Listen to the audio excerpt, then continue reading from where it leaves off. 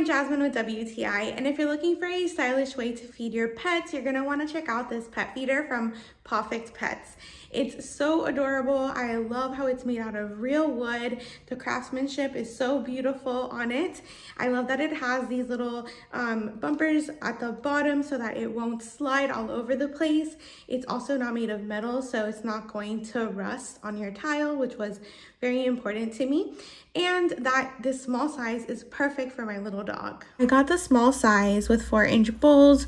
My dog is about 7 pounds and he is tiny, but this is the perfect size for him. He doesn't have to bend his neck down too much to reach his food, especially by using these shallow bowls. He can eat comfortably and drink comfortably. This sturdy pet feeder is also not an eyesore. It's so pretty, so it really matches the aesthetic and it looks great in the house. Another nice feature is that this actually comes with 4 stainless steel dog bowls.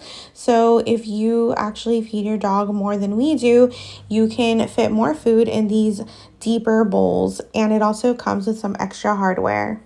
So definitely check out Pawfect Pets if you're looking for a pet feeder. They have such cute ones, and that's my point of view.